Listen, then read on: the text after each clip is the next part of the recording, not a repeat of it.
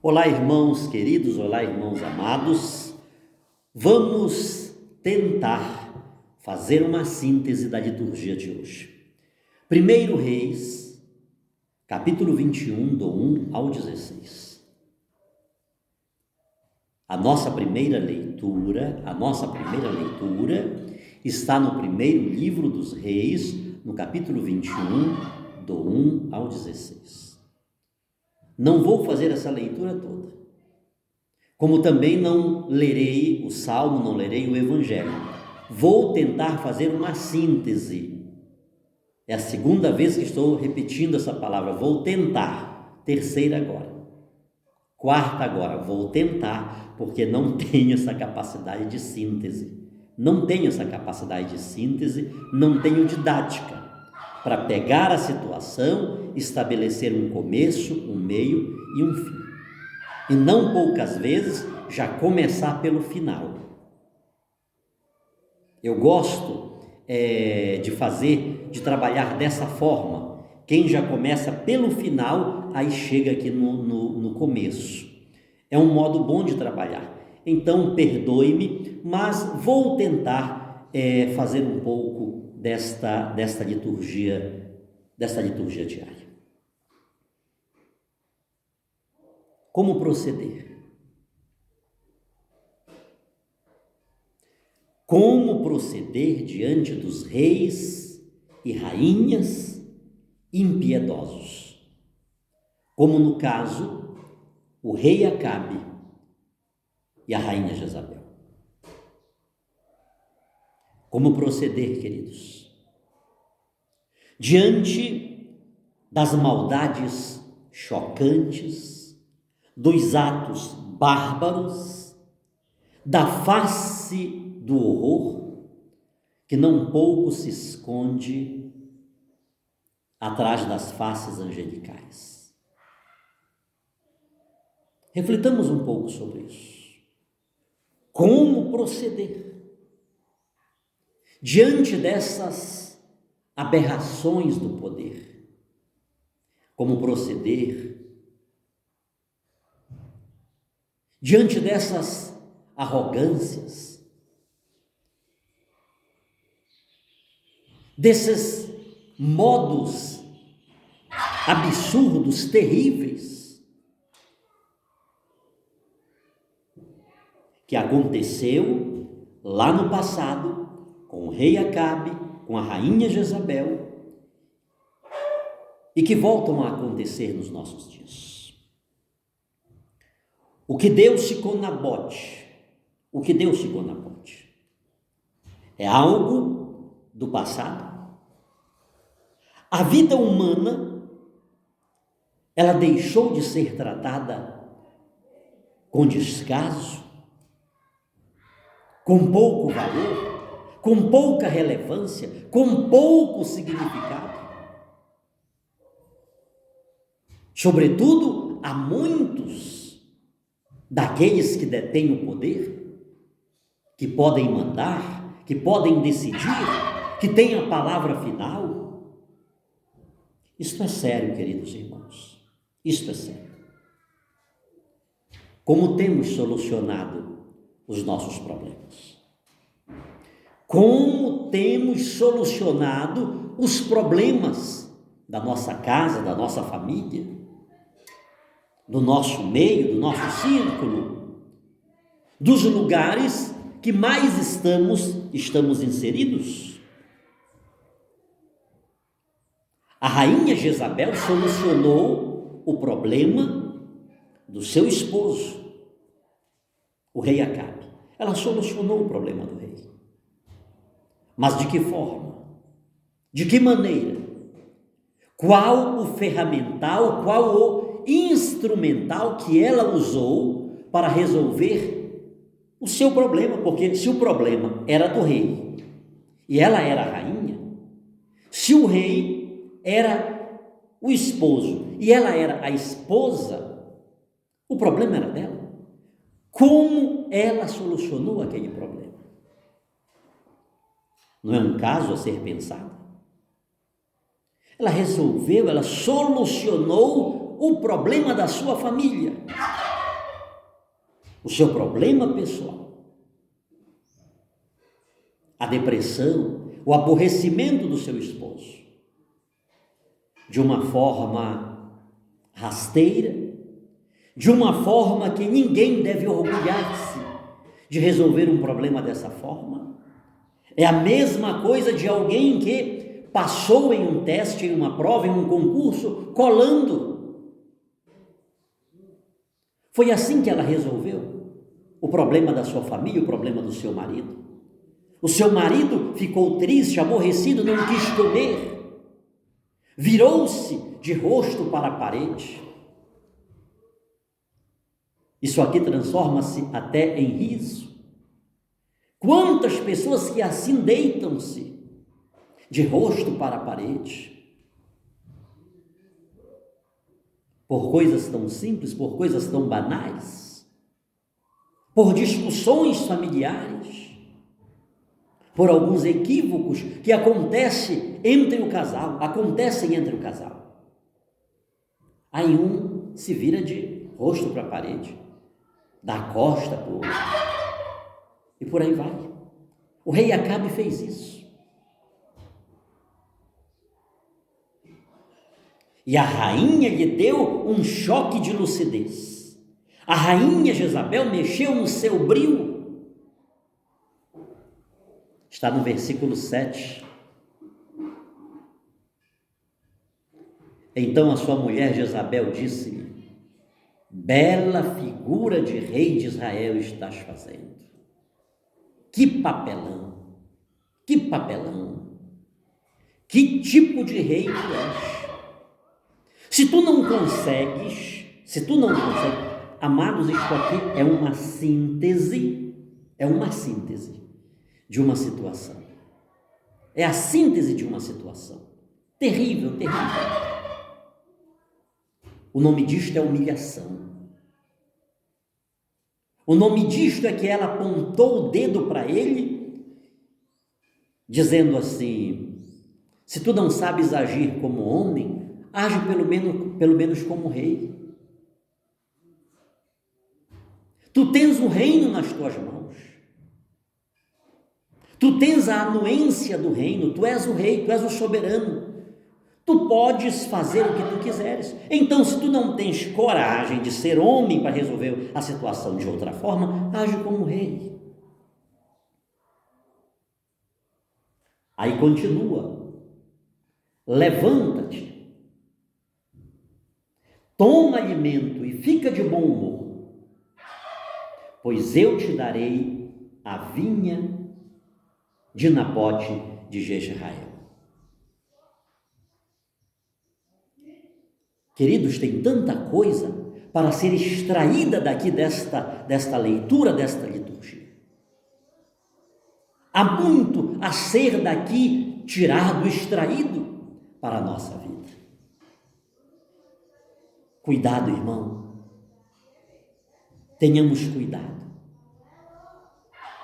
com a mulher insensata, A mulher sábia, ela edifica a sua casa, mas a louca destrói com as próprias mãos. Aqui está uma mulher insensata, a rainha Jezabel. Aqui está o retrato de uma mulher insensata que destruiu a sua casa. Quão diferente foi a rainha Jezabel da grande Abigail. Abigail traz lucidez, ela traz sabedoria, ela traz bênçãos para a sua família, porque ela agiu com sabedoria. A rainha Jezabel, preste atenção, a rainha Jezabel, ela está qualificada como aquela mulher louca, aquela mulher insensata, que não edifica, mas que destrói a sua casa. Observe o que ela fez, a sua atitude para conseguir resolver o problema do seu marido. O seu marido apareceu irritado. O seu marido ficou desfigurado. O seu marido não quis comer. O seu marido deitou com o rosto para a parede, ou seja, não quero ver ninguém. Estava literalmente chateado. E ela logo humilhou o seu marido. É isso que ela está. Vou repetir o texto. Então sua mulher Jezabel disse-lhe: bela figura de rei de Israel estás fazendo. Que papelada tu estás fazendo. É muito bonito para a tua cara. O rei está desse jeito. Bela presepada essa tua, hein? Ela humilhou. Porém, ela disse: não te preocupa. Te reconstrói, repõe o teu humor, come, fica em paz, fica tranquilo, porque eu te darei. Isto é sério, irmãos. Eu te darei a vinha de Nabote. Amados, aquilo era uma herança. Nabote recebeu de seus pais aquela herança. E ele tinha zelo, ele tinha estima. Havia sentimento naquela aquisição, naquela propriedade que ele recebeu por herança de seus pais.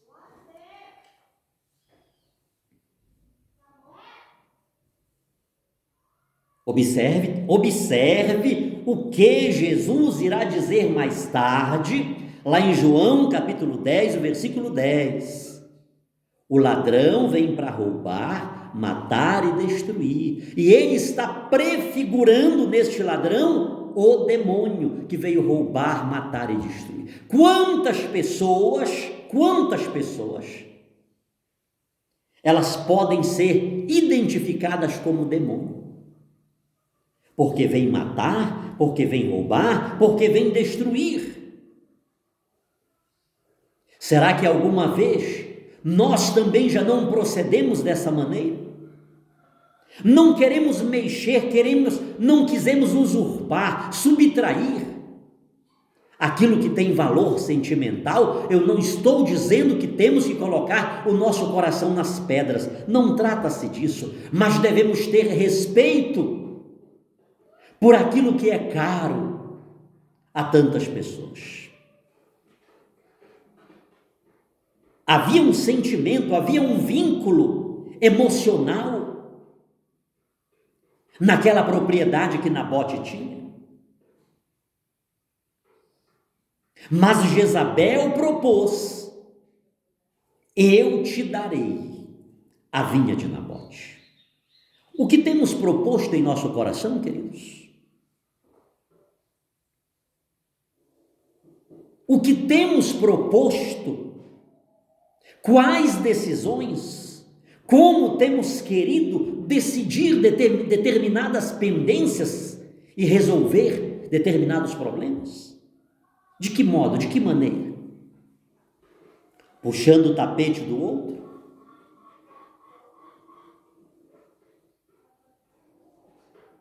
Sendo uma testemunha falsa? Jezabel fez tudo isso. Leia o texto depois, com calma. O plano que ela arquitetou. E ainda colocou o selo real naquelas cartas que ela mandou aos principais da comunidade. Ela orquestrou um plano.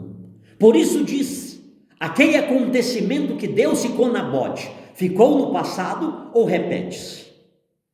Será que eu, você, não estamos envolvidos em um plano macabro destes? Quantas pessoas entram no enredo deste, recebendo a carta, sendo as testemunhas falsas? Você lembra o que fizeram com Jesus? Por isso falei, há muito a extrair daqui para o nosso... Não esqueçamos que estamos agora no tempo comum. Quaresma, Pentecostes. Isto é extremamente sério para todos nós, queridos. Os 40 dias antes da Páscoa. Os 40 dias depois da Páscoa, ou seja, depois da ressurreição. Aí vem a Ascensão, vem Pentecostes, vem Santíssima Trindade. Celebramos ontem, e agora a gente entra no tempo comum, que é o tempo que corresponde à vida pública de Jesus. Jesus no meio do povo. Como estamos?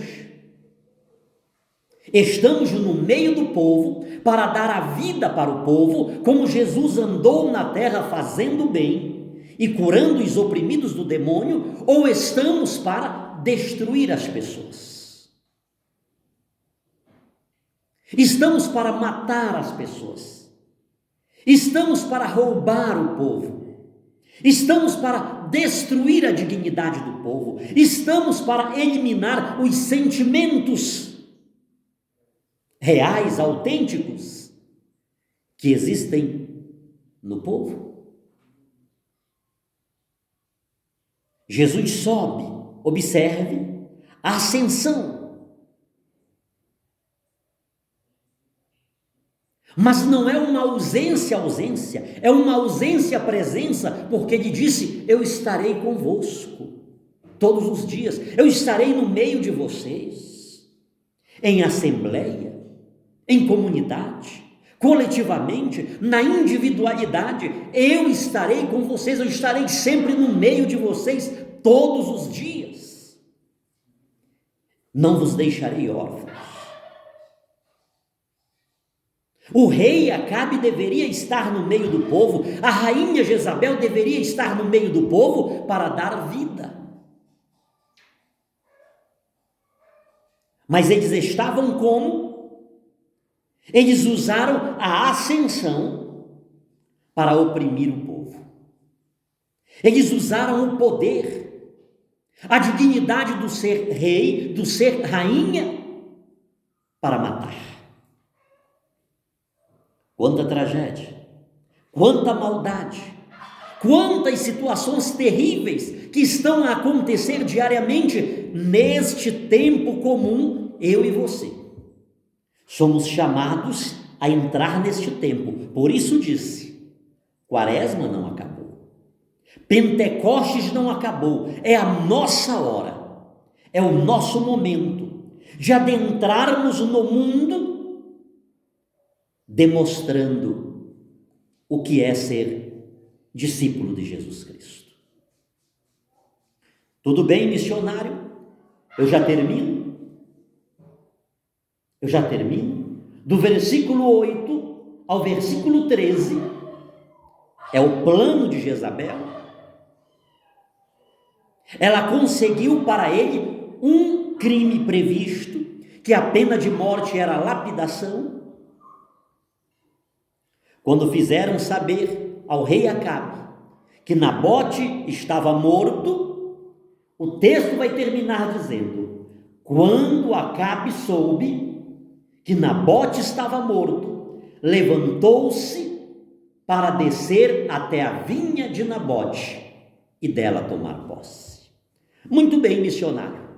Então o rei Nabote conseguiu a vinha através daquele plano maligno, daquela esposa maligna, daquela mulher louca, imprudente, insensata, e tudo tem que ficar por isso mesmo. É assim que tem que ser. Temos que calar, temos que cruzar os braços, temos que ficar reativos e deixar que a injustiça continue. Jesus nos deu uma receita. Como proceder diante dessas situações? E qual é a receita? Mateus, capítulo 5, do 38 ao 42. Ouvistes o que foi dito: olho por olho e dente por dente. Eu, porém, vos digo, não enfrenteis o malvado. Pelo contrário, se alguém te dá um tapa na face direita, oferece-lhe também a esquerda. Depois termine de ler. Quem pode fazer isso? Como missionário? Como que eu vou dar o meu paletó? Como que eu vou dar o meu manto? Se alguém já levou a minha camisa, as minhas roupas mais íntimas, e agora eu vou dar aquilo que, de alguma forma, tudo é o que me resta? Como missionário, eu vou caminhar 2 quilômetros.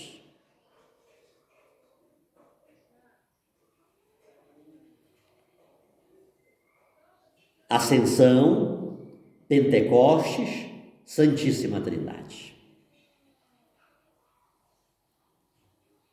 Se já ressuscitamos com Cristo, quem está em Cristo é uma criatura nova. Aqui está o nosso desafio. Que o Espírito Santo conceda-nos esta graça, esta força.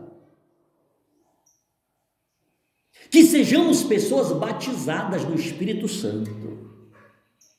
Você quer que eu lhe diga qual o batismo no Espírito Santo?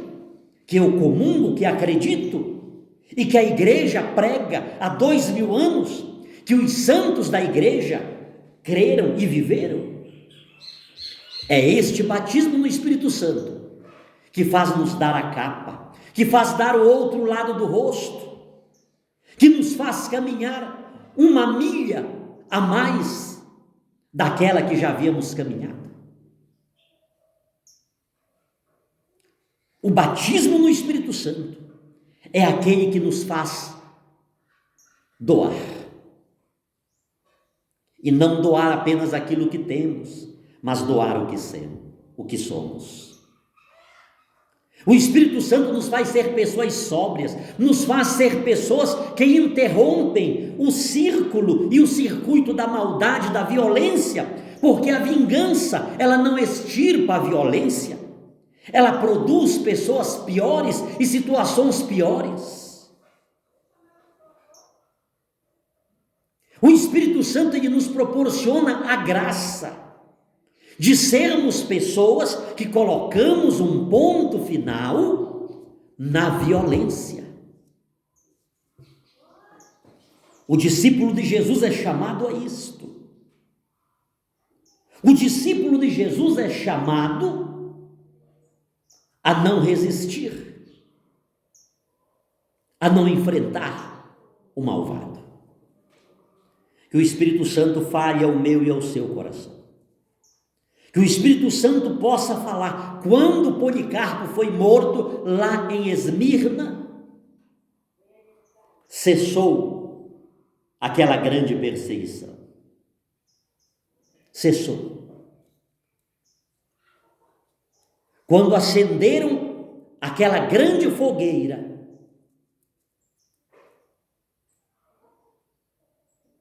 o anfiteatro de Esmirna estava cheio. E eles viram que aquele fogo, ele fez uma meia-lua em cima de Policarpo. E ele estava lá, não como o pão que queima, mas o pão que assa. Os ímpios viram como era a morte de um seguidor de Jesus Cristo. Como eles reagiam. Como eles se posicionavam, mesmo no meio da dor, mesmo no meio das tragédias, das ofensas.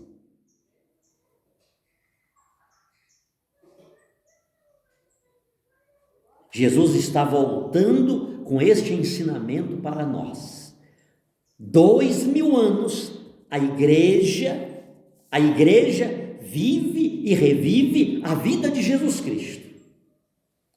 Que neste novo tempo comum possamos contagiar este mundo que está nos querendo não simplesmente bater de uma face, mas destruir-nos por completo, que possamos ser testemunhas de Jesus, na força do Espírito Santo, na força do ressuscitado.